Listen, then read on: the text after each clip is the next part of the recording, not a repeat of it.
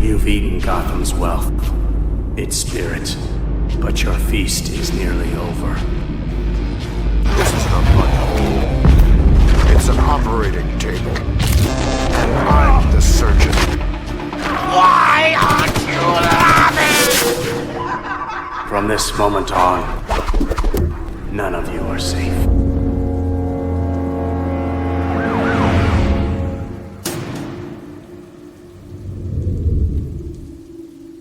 Welcome to the Batman Book Club, a podcast exploring the Dark Knight Library. I am your host, Ryan Lauer. The Batman Book Club is a proud member of the Batman Podcast Network, hosted by Batman on Film. Just go to batmanonfilm.com, click on podcasts, and you'll find the Batman Podcast Network. That has a whole list of other Bat-related shows that also like to dive into other nerdy subjects that all of us, including that Italian Peter Arvera, love to frolic about in our spare time. Peter's frolicking right now. I guarantee it. Batman Book Club is also on Patreon. If you like what's going on with the show and you want to help support the show and keep the generators running in the Wayne Manor study, go to patreon.com/thebatmanbc. Thank you for listening to episode 209, The Joker, Devil's Advocate. Now, hold on a second. I know this is a Batman podcast, and this episode's titled The Joker, but we'll get to that in a second. First, I got to introduce someone who is here as a guest. He's a bit of a recurring guest at this point. I honestly, okay, I'll get to this in a second. He is my friend from the north. He is one Sir Carlos Demen. Hello, Carlos. Welcome back. Hi, buddy. How are you today? Fabulous as always. And you? I'm well, man. Thanks for having me. I'm always stoked to hang with my pal, Oh, really? my pal Ryan. Ugh, gosh, you Canadians are the nicest people. I tell you what. You live up to the stereotype of nothing but nice, and also Why, nice. thank Nobody else can see it. I've already told him this. We have video, so we see each other. One of our backgrounds is very boring, and one of our backgrounds is just fantastic. Mine is the boring one. Carlos, he's got a lot of great things behind him. He's got a bat symbol lit up. He's got Batmobiles, cowls, action figures. Like, you know how to do this right. I don't. Thanks. Well, like I was telling you off mic, I have a very very understanding and wonderful wife that allows for this to happen, so long as it's out of her line of sight. So you just close the door and you're like, you just don't even look in there. Just don't even look in there. We're good. Everything's great. Yeah, bills are paid. Yeah. Just don't even worry about it. Hey, my mirror is the same way. She encourages the nerdery. She likes it. She's found some great things for me and everything. It's just like right now though, I just don't have I don't have stuff set up. I mean, all I have to bring to the table is what's right next to me. And I guess this is a preview of an upcoming episode, but Carlos, what I'm holding up. Here we go. Do you know what this is? Do you know what this is? It's beautiful. It's some David Mazzucchelli. It's the artist's edition of Batman Year One. No way. I'm showing you though because it's kind of like, well, you've got your toys. Here's my toy, and this is actually going to be an upcoming episode with a special guest. I'm showing you this because I think I totally underestimated how big an artist's edition is. This is insane. The reason I didn't order that gorgeous beast in your hands, and like I think you might have sold it to me, but I bought the Romita Spider-Man artist editions. Oh yeah, and how's that? Like, well, they're made by the same publisher, right? Because I think IDW did those ones. Yeah, IDW did this. Yeah, and I'm just like, this is the coolest thing ever, but it is impossible to have sit anywhere and to read. Yeah. So. Yeah, they're big beauties, but incredible. It is. I said this is gonna have to stand next to my bookshelf, and I don't know when this was announced. I was like, I can do this for year one because it's 4 issues. You know, if it was Tim Sale's The Long Halloween Artist Edition, I don't know that I could afford it. And two, like this is heavy enough, and it's like, now do this like times 3. I don't think I could do that. So I was very selective. I'm like, okay, this is probably gonna be the only one that I'll do an artist edition of. It's one of my favorites. It's good stuff. But I was still wowed. Absolutely classic. wowed by the size, as you probably were from your artist edition that you bought. Oh yeah, no, I was unsuspecting. To be honest, like if memory serves, like I had a different vehicle at the time, and I think I had a hard time like kind of fitting it into my car. Oh my gosh, what is it? Like, do you remember the Geo Metros from like the 90s that were like the I, smallest little like Hot Wheels cars? Like that's what just popped in my head of like yeah, the you're little death driving home with boxes. it, but you got your big old artist edition taking up the other half of the car. Uh, that's good stuff. I was gonna say a couple minutes ago, what instantly comes to mind when I'm like, oh, I think this is your fourth time on this. But I always remember you were on for The Cult, which is going to re-release in a deluxe edition next month. Finally. But I don't remember your other ones.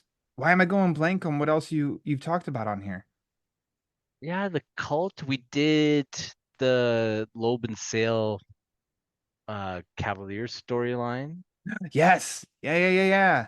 Okay. Um, we I, did one other one. I was gonna say because you definitely this I don't like to gamble, but I would gamble that this is your fourth time on here. Yeah, Maybe I I'll think search so. the Yeah. Google machine until while we talk, and then by episode's end, we'll see if I can name it. And then if I'm wrong, oh boy. So hey, stay tuned, everybody listening. Let's let's get to talking about today's book, though. Okay, let's get to talking about the Joker, Devil's Advocate.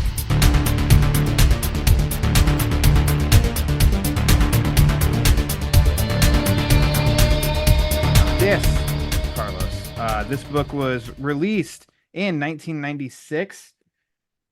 See, it gets credited as Chuck Dixon and Graham Nolan, but I think we all probably can assume Chuck Dixon wrote this. Graham Nolan was the artist behind it. Released in 1996 in a hardcover, and then later in 1996 in a trade paperback. And Carlos, that's it. This Mhm. beast is kind of hard to find. Loyal listener Doug from Ohio, he reads everything in prep for discussions on the Batman Book Club. Very dedicated and nice gentleman. And he even asked me of like, is there anywhere that you can find this? Because I can't find it anywhere. And I was heartbroken. I couldn't say hoopla, like this is a hard book to find unless you find on, a used copy that somebody's selling online.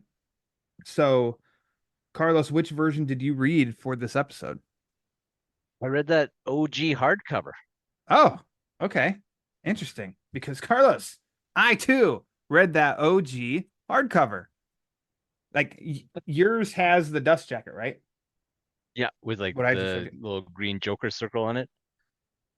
I mean like the dust jacket with the postage stamp, but then yeah, you take it off and then it is Yeah. ingrained in it a nice green Joker circle with an outline of him and stuff. I love the detail on that. This is a very nice hardcover. Very happy to have found this. Do you remember when you first read this story? Yeah, like I back when that came out, and it seemed like a plausible and prudent thing to do. I was collecting every Batman book, and my goal was to just Mhm. keep up and collect every single hardcover that came out. And Devil's Advocate was just the next one that I ordered, kind of thing. And it, that didn't last for very long. Like it started. Got expensive? It started in the late 80s, and then somewhere along the line DC was like, holy cow, we can make loads of money Yeah. with these. And we'll get into my thoughts on Devil's Advocate and how it played into my habits after the fact. But Hmm. yeah, it was one that I just ordered, and it showed up and came, and I read, and we'll discuss the rest of that in a second. I am happy, and I've said this many times. I'm happy to note that this was my first time that I've ever read The Joker, Devil's Advocate. I become a big fan when somebody chooses a story that I've never read before, and I've never heard of this one before. So you said The Joker, Devil's Advocate, and I was like, wait, what is this one? And then I typed it into Google and I looked, I'm like, well, look at that, Carlos. I have never heard of this one, never come across it, never seen it anywhere. And so yeah, I think I messaged you that I looked it up and found it on eBay and it was still in its packaging, brand new, cheaper than the price when it was first released in 1996. So I don't know how, you know, I was lucky that day, but I found a really, really nice brand new copy that was a pretty nice bargain. Woo! Oh, I know. I think it's hilarious that you paid less for it in 2024 than I Yeah. paid for it in What the are we at? 90s. 28, yeah, 28 years later, and it was $5 cheaper than the cover price. All right. Woo! Go me. Yeah. Last question, and maybe the most intriguing then, because of what I just said. Why was this your story of choice coming back on here? Devil's advocate. I thought I was coming on to just refute Pete Vero trashing Oh, the monthly books every. oh, I thought okay. I was a Yeah, why don't devil's we advocate. yeah, let's do that. Let's go ahead. So, so you love To be Detective honest, like Comics. I'm just kidding. exactly. Do you want to do detective or Batman Oh, first? oh goodness. Um, yeah. So it was funny. So you had messaged me and asked me like you kind of said like, yeah, you're up in the queue for picking a book. What do you want to read? And as I get your message, um, I buy art prints every once in a while, and I had one arrive, and it's rolled. So my practice is I'll unfold it on the floor, and I have a shelf and a bunch of hardcovers on it, and I'll just kind of grab a couple off there to hold it down as weights for a few hours while this thing flattens out. And that one was one that I had grabbed, and I kind of looked at it, and there's a page in this book that has stuck with me since the first time I read it. And I Ooh. hadn't read the story for a really long time, and I was like, this might be a cool one for Ryan. And I bet this will be one where we don't have to go back and forth as to does somebody else have it? Have you done it Mm-hmm. recently? All that Yeah. kind of stuff. So yeah, I kind of threw it forward, and yeah, that was the one you picked, and it's kind of cool that you had never read it before, and Yeah. we're pulling out a rarity in the Bat archives for the Yeah. listeners out there. So I mean, in my opinion, because I'm, as I always say, always a student. I would never deem that I'm the master of Batman comics. And so it just becomes great of like, man, I think this is a bit of a deep pull then. Like, I think I'm decently aware of stories that were pretty popular and stuff. And so first, yeah, I just, in never hearing this and then finding it the bargain that it was. And then also it's a, what do you want to say? Like, it's a quick read. I think you could sit and knock this out 35, 40 minutes.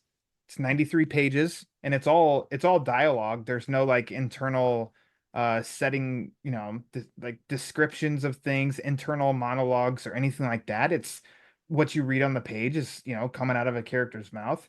And what makes it even better is that I really dug this. Like this is a fun, just a flat out like fun contained Batman story. And it does say the Joker, Devil's Advocate.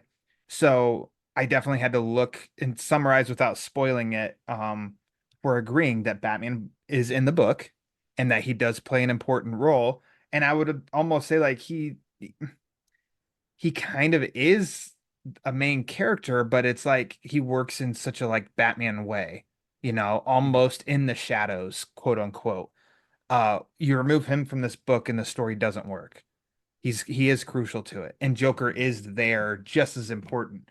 But yeah, just a really fun, and I don't mean this in like such like a negative way or in a bad way or like I have I look for something where we don't have to think, but sometimes I don't need a story to try so hard to break brand new ground and be this next step evolution of storytelling or anything. Like I'm good sometimes to just kind of be like in chill mode and just really have fun with something. And I feel like that's what this story was, It wasn't heavy, it wasn't uh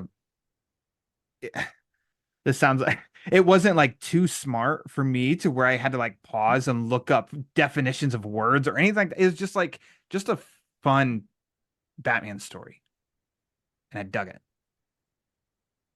that makes me so happy that you dug it. Oh, thank it. I was gonna say it'd be great if you were like, oh, well, I also didn't like it, Ryan. So this is crazy. Devil's advocate. There you go. Yeah, exactly. We're just keeping on theme.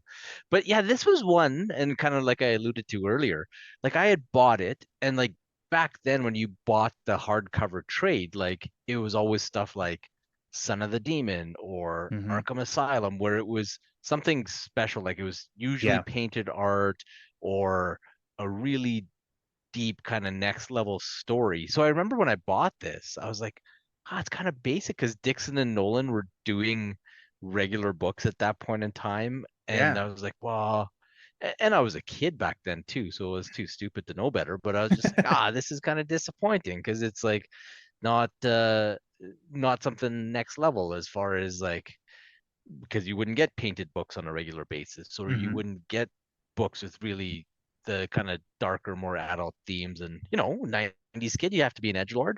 So I was Hmm. like, this is maybe not what I was looking for. It's just too regular. But then when we revisited it, and I'm so happy you prefaced how hard it was to find because sat down in my favorite comic reading chair and pulled out DC Universe Infinite, and I thought, oh, Yes. it's gonna be on here, and nope, it was not. So I'm glad we got Infinite in here because usually what's covered on here most of the time you can find on DC Universe Infinite, but not this one. So maybe someone that has influence with that app will hear this and be like, we have to change this. Like we've got to get a digital version of Devil's Advocate on that app. Because yeah, yeah, obviously it's not infinite because it's kind of finite right now because this isn't on there. But anyways, I digress. yeah, Okay, exactly. good. Well, you dig it. I dug it. Let's get into it a little bit. Where do you want to start? We can start with kind of the setup for the book, I The setup. guess. And Yeah. uh, yeah, like I in revisiting it, and because we've had so many years with it, Hmm. I don't know how you felt, but I loved that we got a basic Joker, like a Joker Yeah. who's just kind of the clown, the clown prince of crime, but not over the top, where he is he is kind of fallible. He's not 97 steps ahead of the game all the time. Um, but he absolutely is a force. But at the same time, you have cool things like Robin takes him out at Hmm. one point in time, and he gets flummoxed by regular people in the course of the story, within the criminal justice system and things like that. Whereas we become so accustomed to this Joker that's like this kind of mythical beast and who's um, uh, arguably the smartest person in any appearance that he has, even more so than Batman, and he's almost supernatural. Whereas this was like, this is just this crazy guy who's running amok in Gotham. And because they played him that way, it made what Batman was doing and what motivated Hmm. him and what put him into conflict with his allies, um, that much more poignant. Yeah. Because if you do have this sinister kind of primordial force, Barbados fueled Yeah. nonsense Ugh. character. Yeah. Yeah. Yeah. Sorry. Are we gonna have to Yeah. stop recording? I saw the Twitch I'll response be there. okay. I'll be okay. Well, PTSD still. PTSD for battles, Batmania. Ugh, gah. But no, I agree with you, and that's I think that leans into what I was saying of a good, fun, entertaining, contained Batman story. And I think that's an aspect of it that I wasn't necessarily thinking of, but that totally like is part of the reason why I feel this that way about this. Because Joker is like I feel like this story is like a cousin to the Laughing Fish, Yeah. in Yeah, like a totally. way, and where Joker he is like kind of absurd. He's at times like he's kind of like silly, but not like roll your eyes silly, but he's still threatening, and yet what he wants to accomplish is kind of like and yeah, he's not exactly scary, but yeah, like and he's as we come to find out in the end of this book, it's not like he is some kind of mastermind in all this either. Mhm. Like the setup is which again, I didn't know what the story was about. So then I loved opening up, like the first page, and it is like a collage of postage stamps of like comedy teams, troops, like the Marx Brothers, Charlie Chaplin, the Three Stooges, Yeah. Abbott and Costello, and I'm like, well, that's interesting because my dad's a big Three Stooges fan, so I took a picture of the first page and I sent it to him. And I'm like, of all the odds, like, look at this. I'm reading a Batman comic and got Three Stooges in it, but Gothamites are licking stamps, and it seems that stamps are have been dosed with the we could say Smilex, um, and it's making them drop dead with the Joker grin, and then immediately following that is a great scene of Joker dressed up in yes, postal gear with his goons, totally, dressed in the part, which I also like. I was like, this is great comic book fun. And he gets arrested, or he gets taken out by Batman and Robin, and he gets arrested, and oh yeah, this seems like a total Joker crime. But then you find out that like he's innocent. This actually isn't Joker. And I'm like, ooh, there's your good hook, huh? And like, because it totally seems like that's such a Joker prank. Hence why I was instantly thinking of like, oh, this is like a cousin of Laughing Fish. Like now he wants, and Joker even says like, where's my Joker stamp? Like, why am I not included in this commemorative stamps? And that's I don't know. I just felt a lot of relation with Laughing Fish, which is one of my favorite Joker stories as well. Um, so like the setup for this premise that I mean, we'll say Dixon, but maybe Dixon and Nolan together kind of came up with or something. I think it's just a blast and a good, like a good, refreshing story from the 90s. No, totally. And I love how you put it as being a cousin of the Laughing Fish because, yeah, it is very much in that vein where it's the Joker and there is an inherent funniness to a character like that going up against kind of government bureaucracy, which Mm-hmm. is the jumping on point of this, where he's like, well, yeah, I should be one of the legends of comedy, and I should have my stamp. And what pencil pusher do I have to Yeah. to take Yeah. to task and make this right? And yeah, and I thought the setup here, um, and I guess we're like spoilers, Yeah. Spoil away. where yeah, so he makes his presence known in this kind of phonetic environment, but then and he kills like the one bureaucrat within the postal service. However, there's all these other people dying from the Smilex at the same Mm-hmm. time, and so everybody, including the police and the judiciary, um, is happy to write this off as being the Joker. And because of the crimes that he committed, they were able to draw a nexus to statutes that would preclude him from being able to claim insanity. Mm-hmm. And they actually take him to a proper criminal trial, which is something we've never seen happen to the Joker. And then he faces the death penalty. It was fascinating to see how they wrote him coping with that as the Mm-hmm. story goes through. And then you get kind of Batman being that paragon of justice who's like, yeah, I get it, Jim Gordon, and I get it, Barbara Gordon, and I get it, Gotham Public, that, Mm-hmm. yeah, we probably would be better off with this guy dead, but it's just not right. And watching him kind of wrestle with that as the story progresses, um, and it was just cool to see Batman being so pure in his pursuit of justice and it being Yes. unequivocal. Um, but at the same time, it was kind of interesting to read a story where I don't know about you, but you're sometimes rooting against Batman because you're like, maybe this guy should be able to get Dare you? taken taken to task. And then it was also interesting to see how his allies kind of um, reconcile these things. And probably one of my favorite parts of this book was the small but Mm-hmm. very poignant role that Robin plays. And Oh, Tim Drake is given so many cool bits. yeah. And having read this back then, um, this might have, because like Tim kind of went from the kid who imposes himself on Bruce, and then he goes into those mini series where he's getting his training, and they very quickly kind of bring him up to speed to becoming bona fide.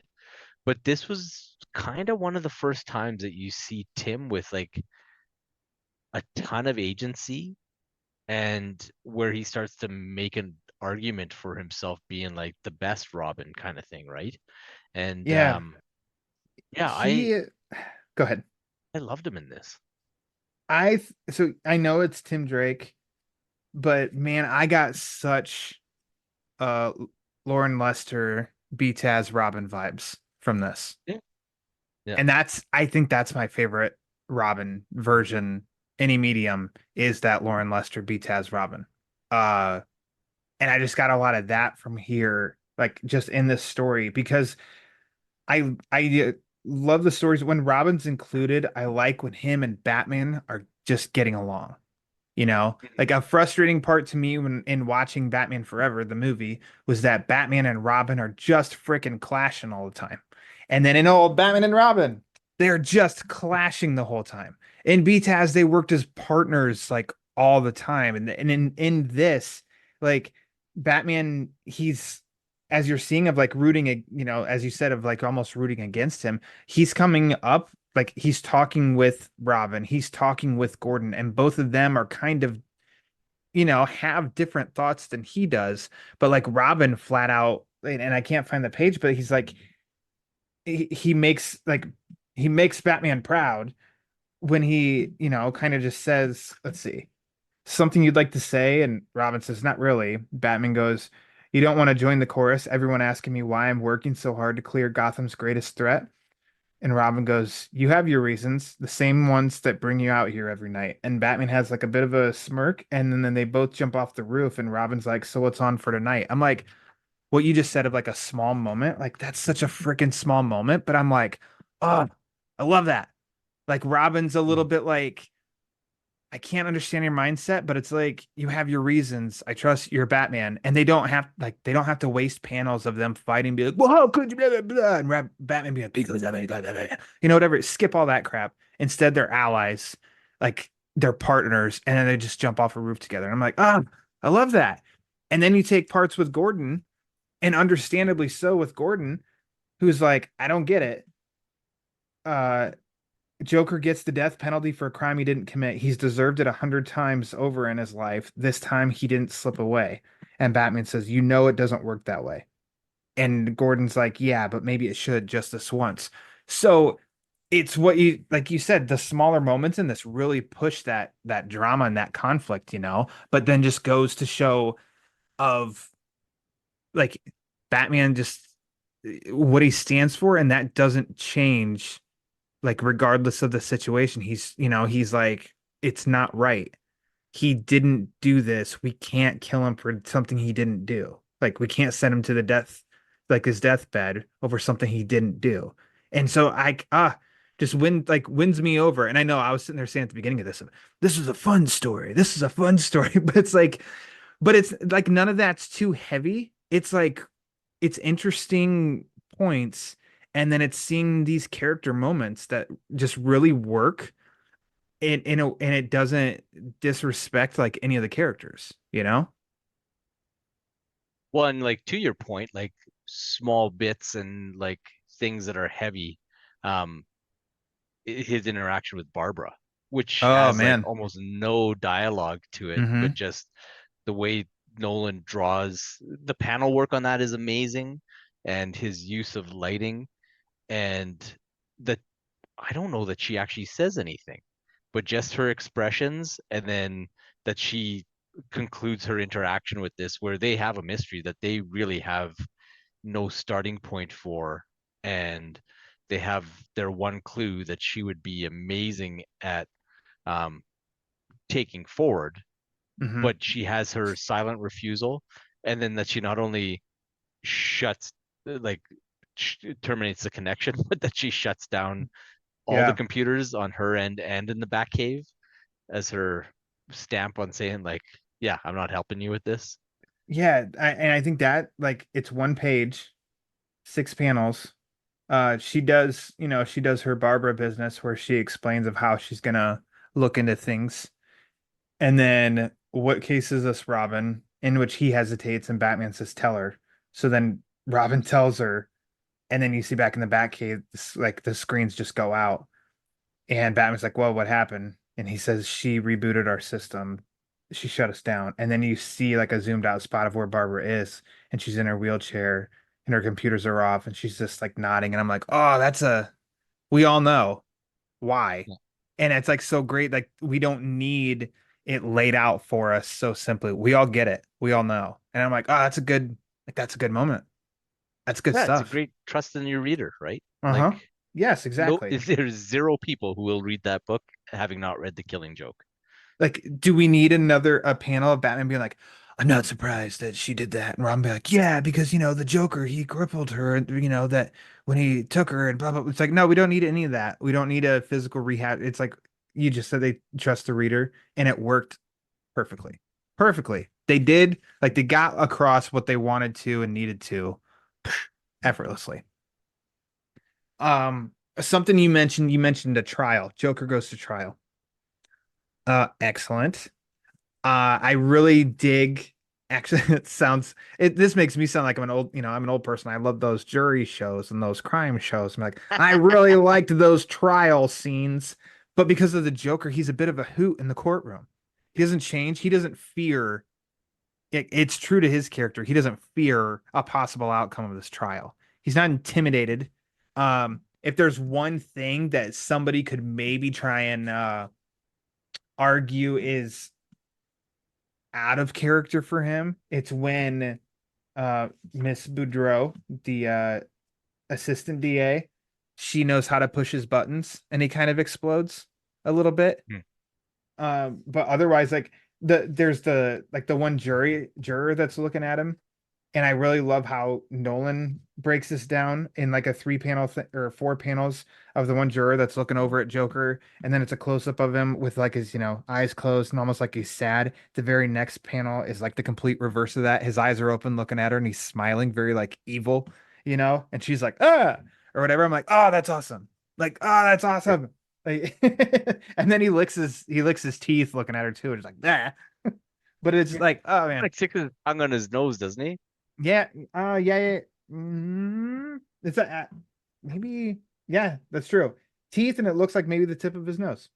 So yeah, he's having fun with this trial, and then later on, even his lawyer, um,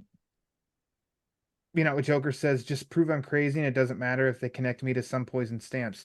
And his lawyer's like, oh, it's that easy to show insanity. And Joker just, totally smacks his forehead on the table and just start bleeding. And then it's like really great, like greatly drawn shot, evil shot of Joker up close. And he's like, it's that easy, And I'm like, oh my gosh, that's the Joker. Well, I know. Later. Well, and that's the page, and I know it's steal your thunder No, go for it. for the moment of the book type of thing, right? Hmm.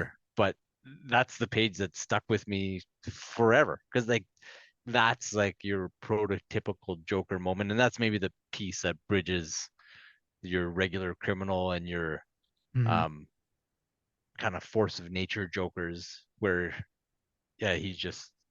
I remember blowing my mind when I was a kid that Hmm. yeah, just that blew easy to show that you're it insane. blew my mind as Wham! an adult, so it's still it still slaps all these years later, like it's still like it's a great moment.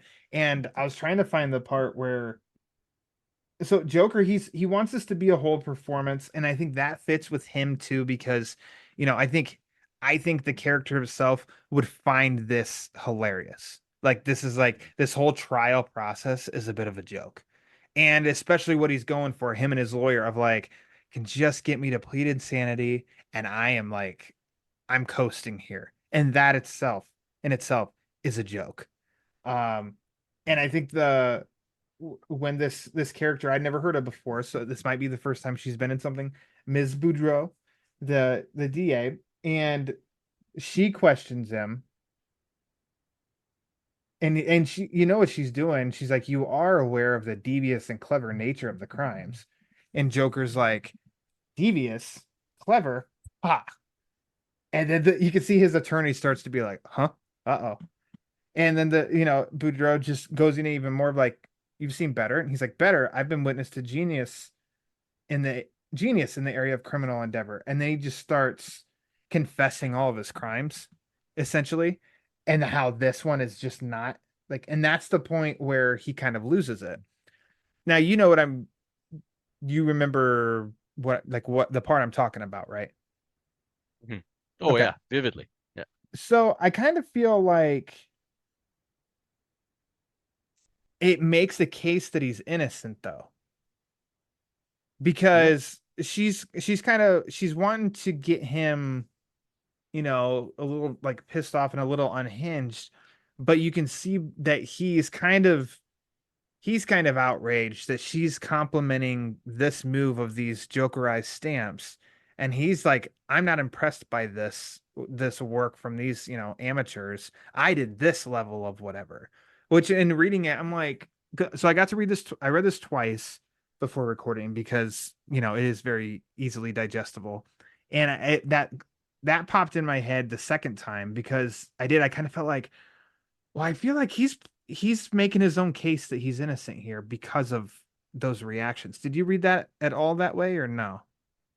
Well, yeah, like I really liked Sacha Bordeaux's character, and Mhm. this was one of the things like I was talking about Did I say how Boudreaux? Bordeaux. Okay, that sounds a lot better. well I am Canadian, Boudreaux? so Boudreaux? uh but how there's regular people that could get under his skin and Yeah. vice versa, obviously, but um with her in this scene, I kind of read it as though this was her really hitting her case out of the park because the biggest piece of this trial and what made it an anomaly for Gotham was that she had to prove that he was criminally responsible and could form Yeah. intent, right? So, Okay. um, with her being able to draw that kind of reaction out of him, um, because I think she had the upper hand in that everybody in that courtroom, probably his lawyer included, believed that he did this, Hmm. right? So, like in this book, and that was kind of one of the things that worked really well was that Batman was the only one that uh, knew he didn't do this kind of from the outset.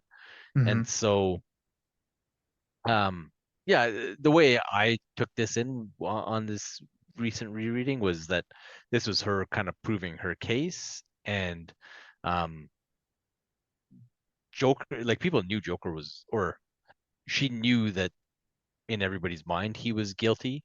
It Hmm. was just a matter of if she could prove that he was criminally responsible or not, right? Because Yeah. if he's not criminally responsible, then he goes to Arkham. But she needed to win her case on that side of the fence. I think you've been devil's advocate here, and I get it. Um, yeah, I see that because I mean he's saying I didn't do this. Oh man, I didn't do this one, but look, I'm capable of being in control of what I'm doing because I did this, and this. And that still to me raises like, okay, I don't know. Like, I don't, I think that's just written really well then. Like, Yeah, I, huh, that's good. That's good stuff. I like it. Ah, well done. yeah, because I, yeah, I kind of think that they approach it as though everybody Mm-hmm. knows that he, like, the only guy that kind of capitulates in the book is Jim, but that's only like I found that that was only because Batman going after it as hard as he did, and because Gordon trusts and knows the fortitude of um, Batman's integrity, that's why he tipped the other way. But I'm trying to think what his dialogue to Batman is when it's it's in first to a that office squirrel. scene, I think. Yeah. Oh, I was thinking of when he's everyone in the squad hates me. I think I'm just that been oh no, that doesn't relate to what you're saying. I was like, is it the exchange when at first he's on the bench and he's thinks it's Batman, but it's actually just a squirrel, and then he says, but that doesn't directly relate to what you're saying. Uh, I think not think. I do enjoy so this book moves fast also. Mhm. I think it's going, it doesn't it's never just dragging in any aspect of any part of it. All 93 pages are just moving. And so I was kind of surprised, maybe 10 pages in, you kind of get this hint because somebody's like selling like doing a ransom, that these stamps are like the stamps massacre is going to continue unless Gotham City gives $2 million. And they start to show that 10 pages in, and I'm like, huh, I really thought that maybe they would stretch it out and leave it a whole guessing game of like, did the Joker really did this or didn't he? And instead took it that way to make me think like, oh, these are the people that are responsible. And then you quickly find out, oh wait, no, they're not responsible. They didn't do it.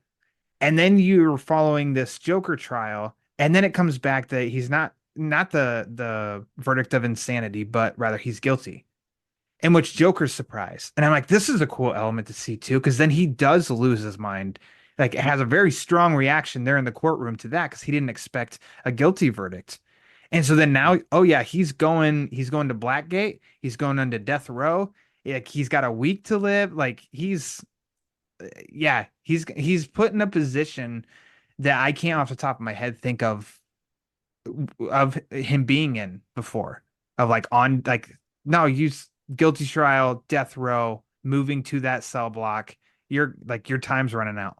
And I'm just like, oh man, all this is really interesting. And meanwhile, Batman is behind the scenes, put in this difficult position to stand firm on what he stands for, and like discovering that, there he's got first off, like, Joker has an accomplice, and then kind of find out he doesn't have an accomplice, but there's somebody else. I think that somebody's kind of taken advantage of the situation trying to do the ransom.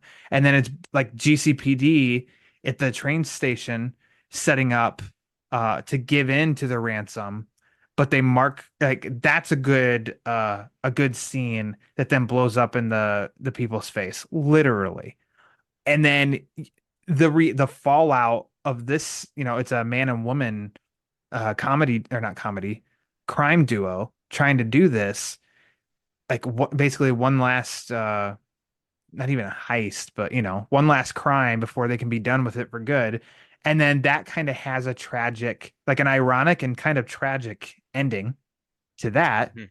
And it's like, I'm just, for how much is included here, it's never overstuffed and it never slows down. It just keeps going,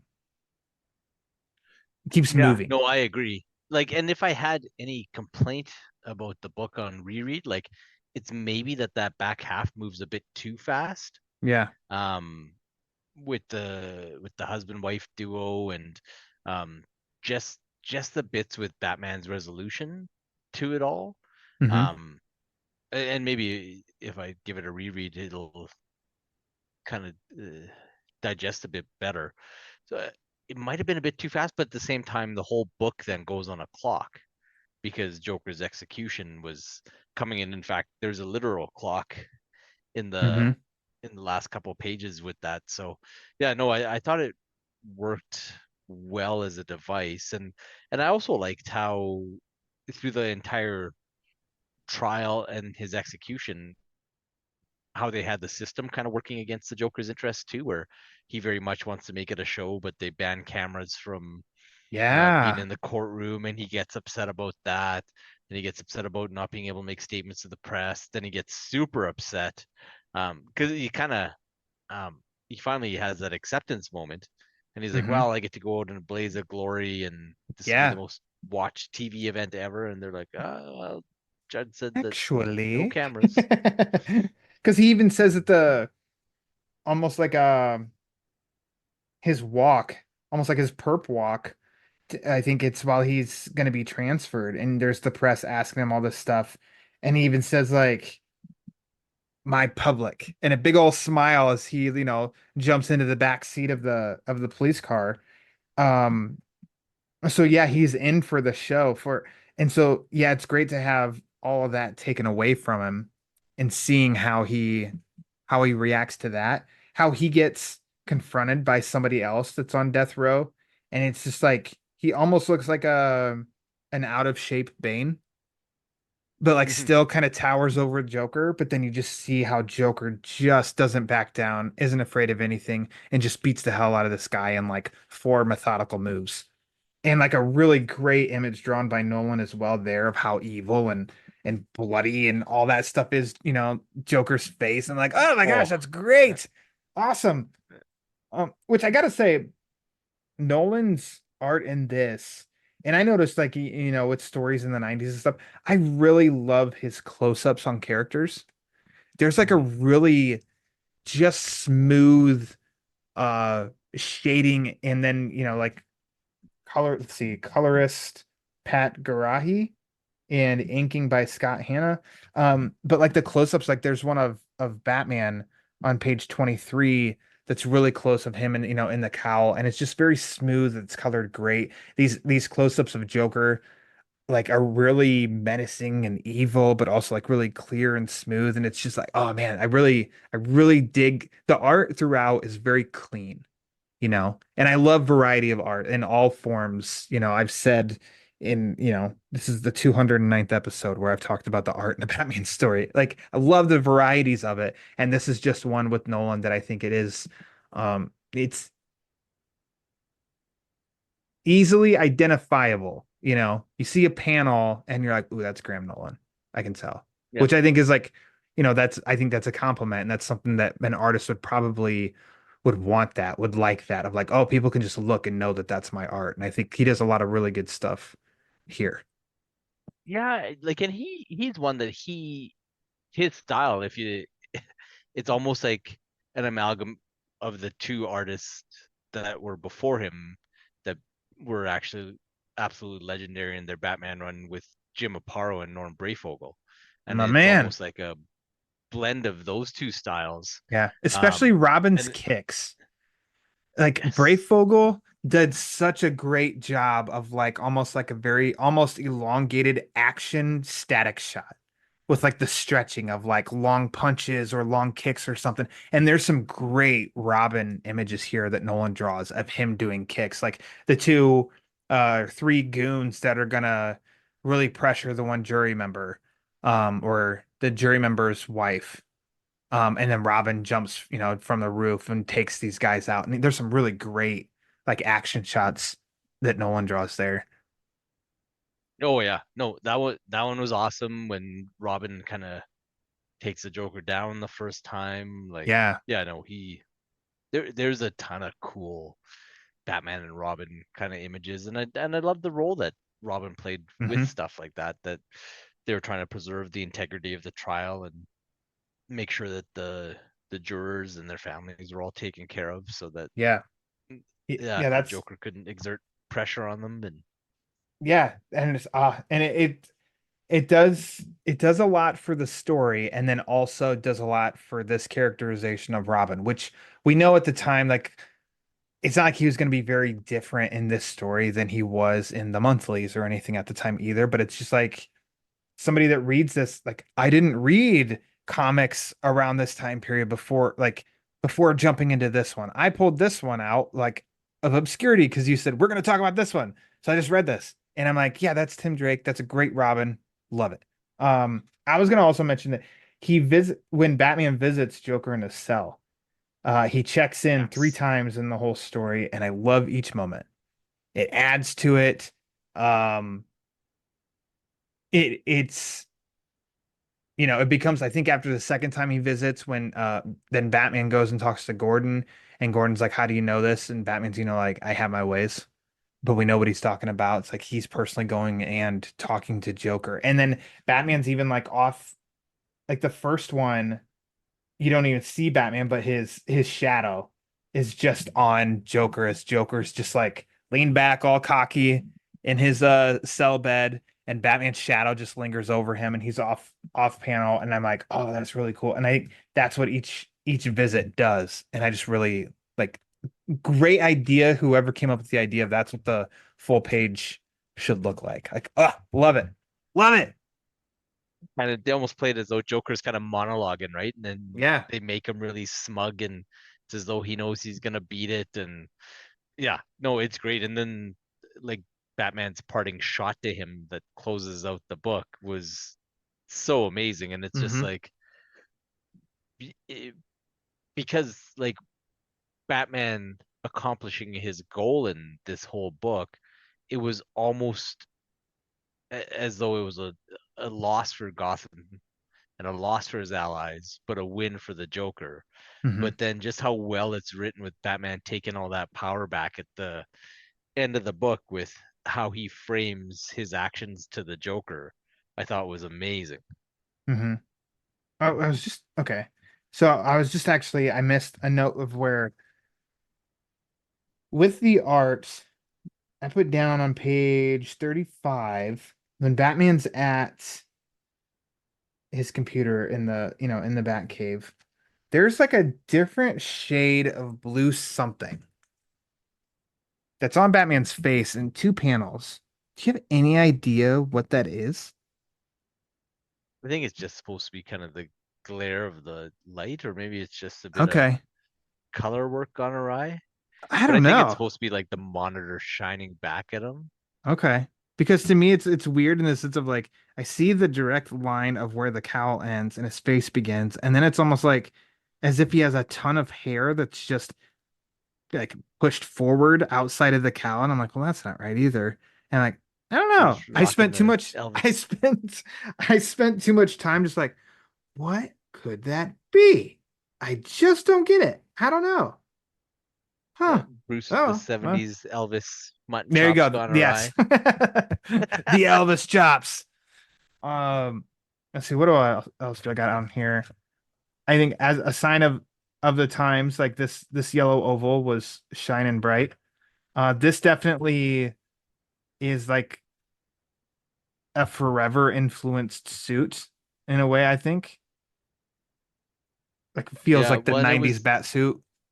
Like, yeah, that like short-lived like post kind of big bad Bruce return. What is his batsuit gonna look like? And it's like, oh, it's just the batsuit without the underwear, yep, right? So the pretty and the much. gray was darker.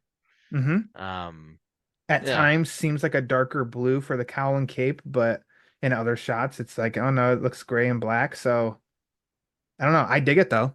I think it looks great. yeah. Robin No, looks it's a great. Like it's good. No beef. yeah, that's a cool look. Like it would, Hmm. and that look was like it was so short-lived that if it was to come back or if they were to use it in animation or live action or whatever, like I think it would feel really fresh, to be honest with you. Uh, I with what they're doing for Pattinson's suit, I love that black and gray. So I'm like, oh no, like the Batman Part 2, give me more of that because I love that suit. In comics, give me something like this again in animation, like you said too. I'm like, oh yeah, I'm like totally, I'm all for it. I think this is a good looking bat suit, and this reminds me of like, oh yeah, this is like 90s Batman bat suit. Dig it, no complaints. Uh, To put in both worlds. yes, there we go. Yeah. The Okay, if we talk about the end and we find the one responsible for the stamps, I didn't pick up on it until I read I read it the second time of like who was the one that was responsible. So I mean, spoiler alert, it was Ernest Keller. Who? Exactly.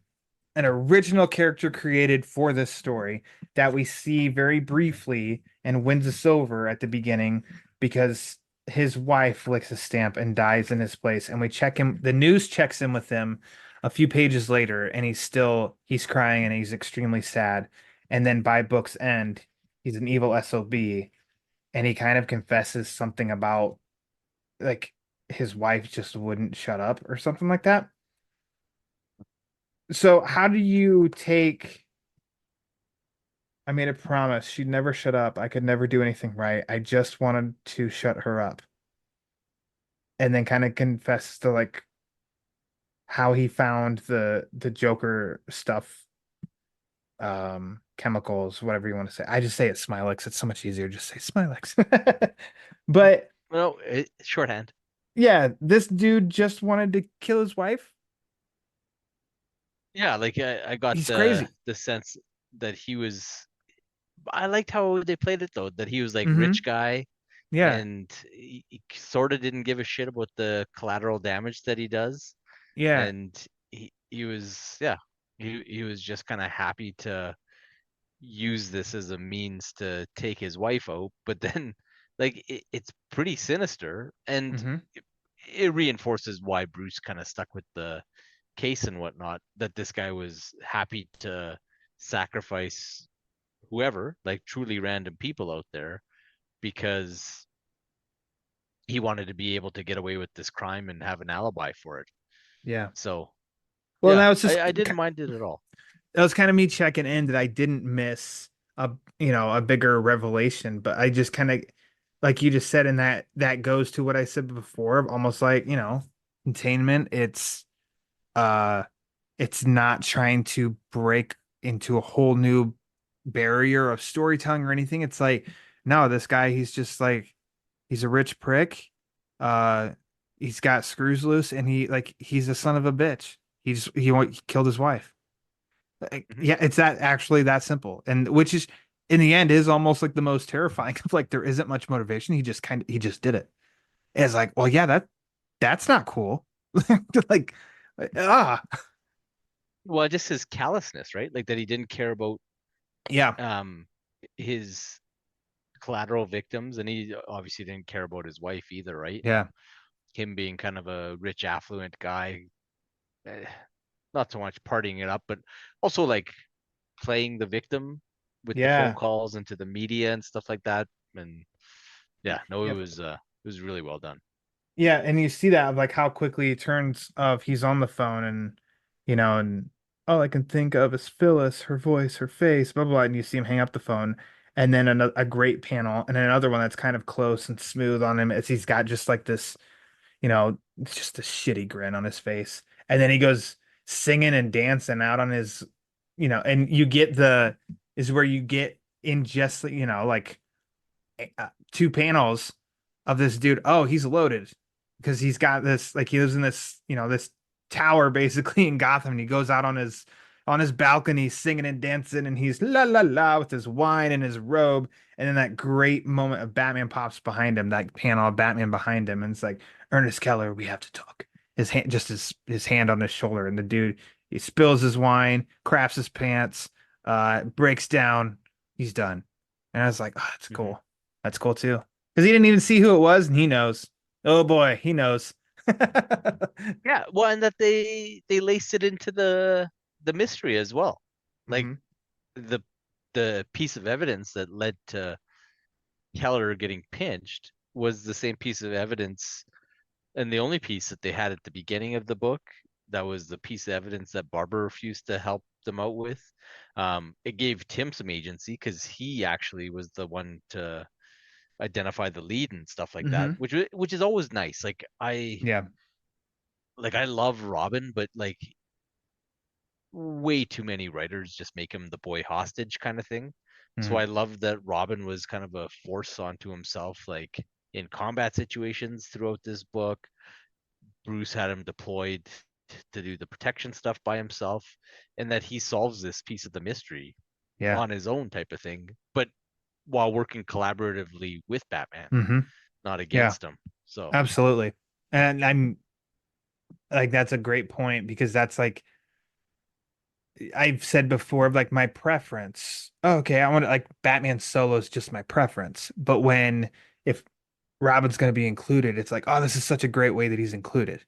It's not like Batman talking down to him. It's not Batman having to go save him because he got caught again. It's like, no, they work together. Like, here's a string. Batman, here's his benefits, like what he brings to the table. But then also here's Robin's not just dragging along. He's bringing these elements, and like what you just said, he ultimately is the reason the case does get solved.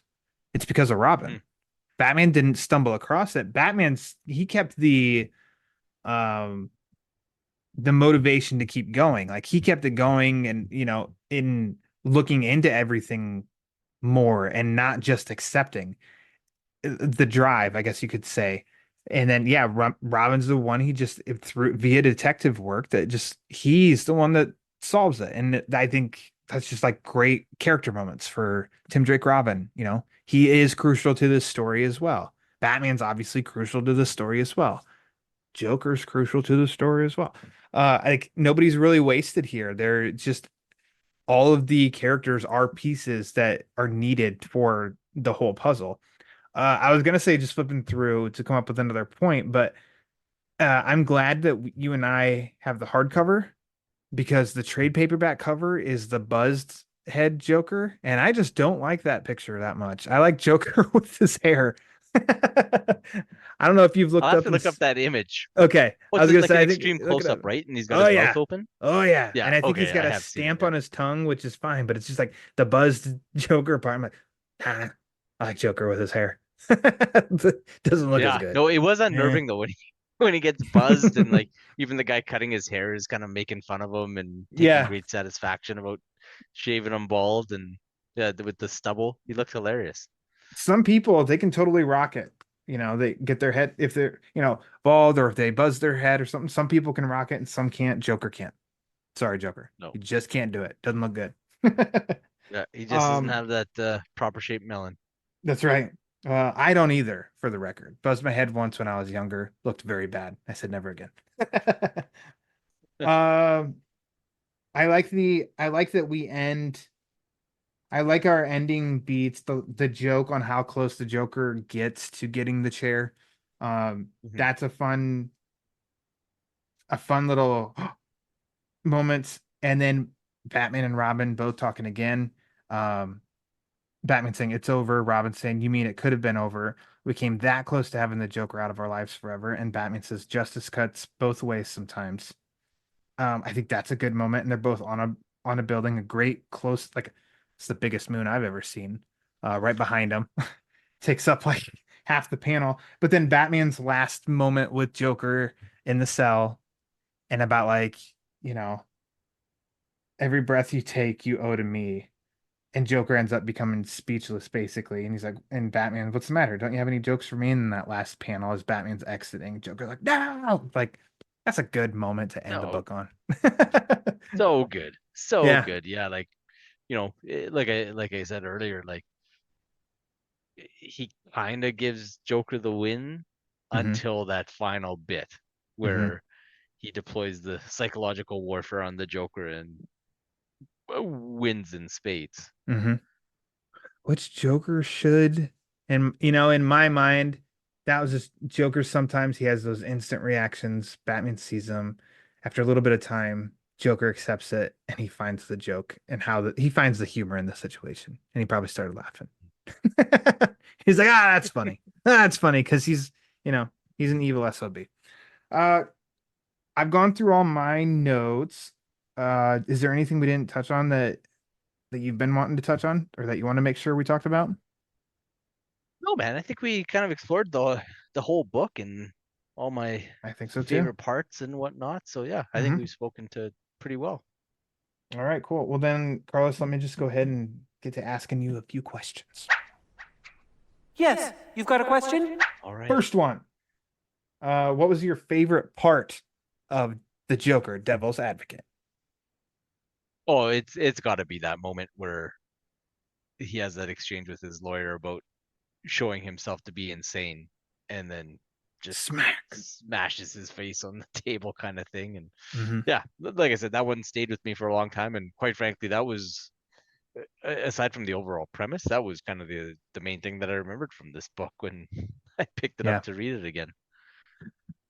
So let's see. Mine, it'd have to come with an asterisk next to it because I'd say the trial, but there's, you know, Mhm.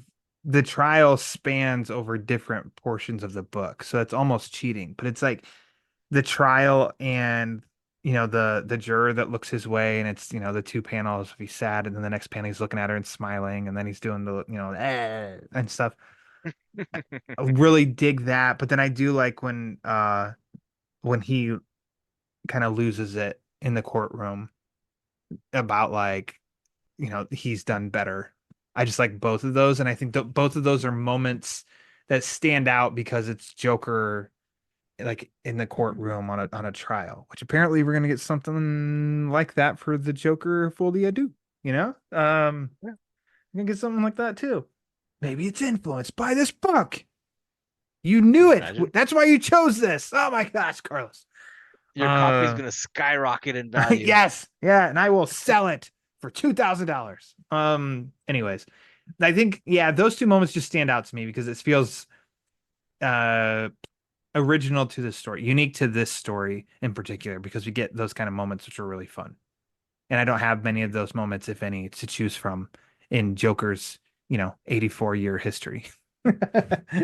Not many of him on trial, seeking the death penalty. Um, how about your favorite panel? Favorite panel?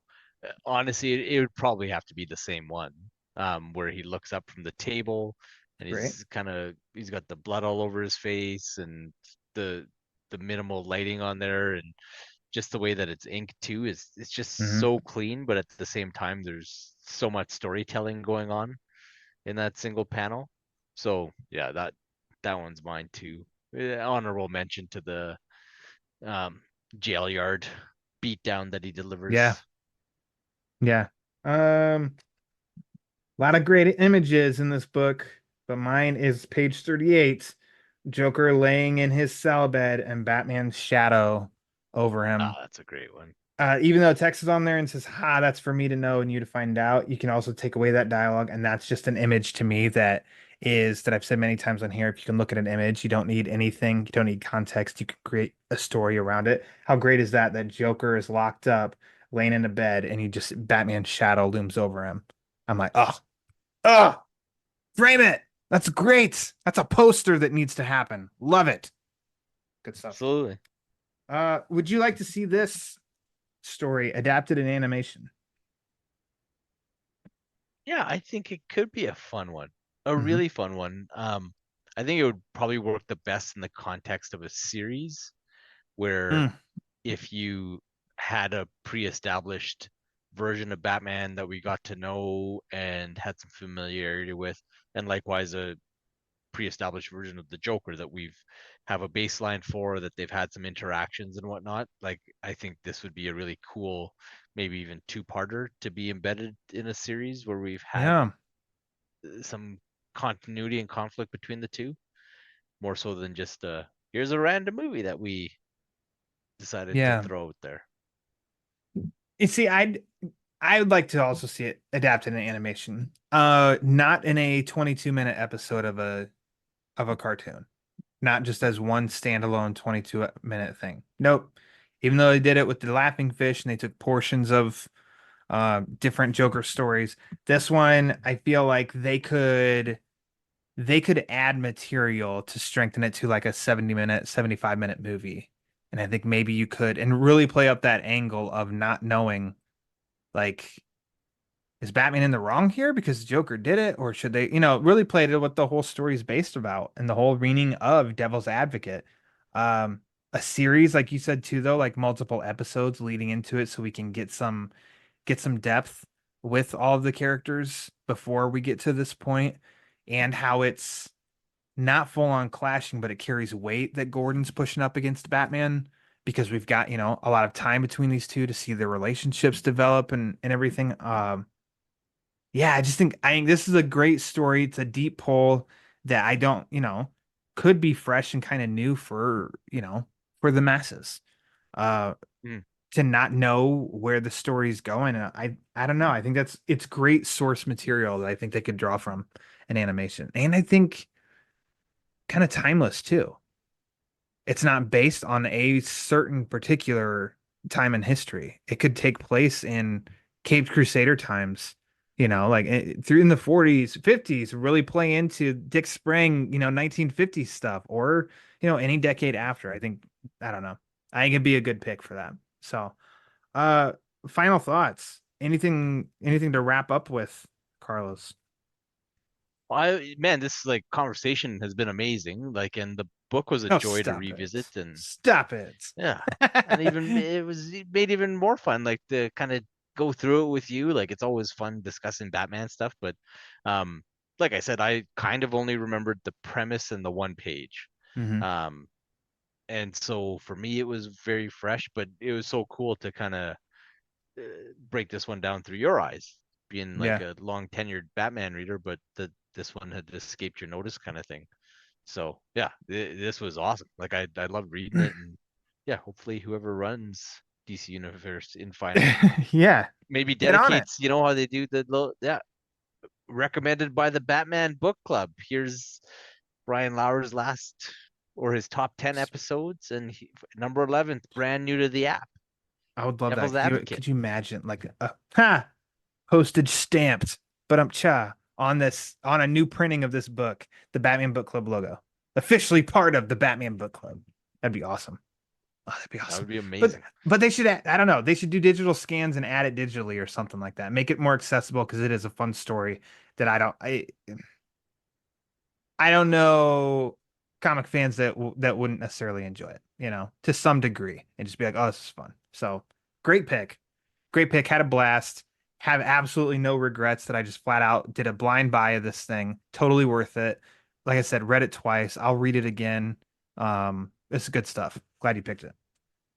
Oh, I gotta admit, you when you did the blind buy and you sent me the picture of it arriving, I was like, oh shoot, I really hope he likes this because I always feel terrible like Ugh. when somebody has to buy something for a I project like know. this. I was like, oh The shoot. pressure's on when you recommend something, and if somebody and it yeah, I've been there of recommending and somebody's like flat out spent their money, and not like a quarter or a dollar, but like $10+ on something. It starts to feel like, oh man, I really hope you like this, because I feel in a whole other zone of pressure of you're relying on me. Ugh.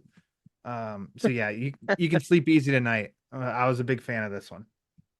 Yeah, and you got the cool one with the cool Joker stamp Yeah. on the inside cover. Yeah, thank goodness. 'Cause I don't want that trade.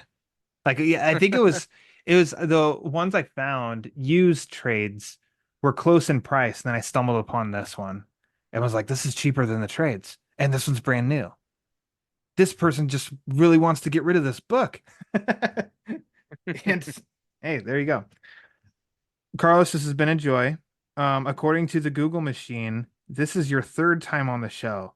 So we were struggling to find what that previous third, book was, but there wasn't one. It was The Cult and then Blades. Apparently that was it. I could have Okay. swore you've been on here 3 times, but hey, this is your third. Who knows? Who Who knows? knows? We're, The joy we're is just that always so. close. Yeah, there you go. Um, yeah, this won't be your last time, unless you decide not to come back. No pressure. Be happy to have you on here again. Why don't you? This was a joy. Let's go ahead and hear some plugs. Where can people find you? You know what? I just kind of lurk on Twitter every once in a while. Yeah, If you want to talk Batman stuff, yeah. yeah, that's kind of the place to find me. At Canadian Cape Crusader R, on there. Canadian being abbreviated with CDN, and yeah, like once a month, once every 5 weeks, I kind of do some pinch hitting on the Vigilante 1939 podcast. Those guys do a great job every week, but yeah, I do some box office stuff with our guy Nick Zednick on there. And yeah, those are kind of my two main spots. And then yeah, just guesting here and there. Anytime that bat signal lights from the likes of somebody like Mr. Lauer, I'm there. So yeah, if you follow my Facebook or my Twitter feed, I usually promote whatever I'm on there. But yeah, nothing week to week. I'm a bit of an enigma. They're gonna say an Edward Nipah. I'm gonna say when that light hits the sky, it's a warning. Carlos is coming. Watch That's out. right. I'm like the Yammer Yager of the Yes. Batman comic book space. It's just like we need a little pick me up. Bring the Yeah, old guy. do it. Bring him in. As for the Batman Book Club, follow on the social media stuff at the Batman BC for upcoming episodes, latest episode drops, sometimes some giveaways. You'll want to check that out because there's going to be a pretty busy October coming up and some really cool things that are going to happen there. Make sure to subscribe to the Batman Book Club YouTube channel. The Italian and I are going to frolic over the No Man's Land omnibus. Talks are in play that we're finally gonna bust it open, and we're gonna talk about it. We're gonna start reading it. So stuff will go on there. If you want to support the show, variety of ways you can do that. Like I said at the top, patreon.com/thebatmanbc. You can also go to tpublic.com and type in TBBC for the Batman Book Club. But if you want to support the show and you don't want to spend any money at all, it's 100% A-OK. The easiest, quickest, most impactful thing you can do to help this show is rate and review it wherever you listen to podcasts. So Apple, Spotify, Amazon, iHeartRadio, wherever, go to the rate and review page, rate and review the show, because the more reviews the show gets, the more it helps spread the word. And as you, me, and Carlos all know, that word is panic. So for that friendly chap, Carlos, I am Ryan Lauer. Until next time, read more Batman comics.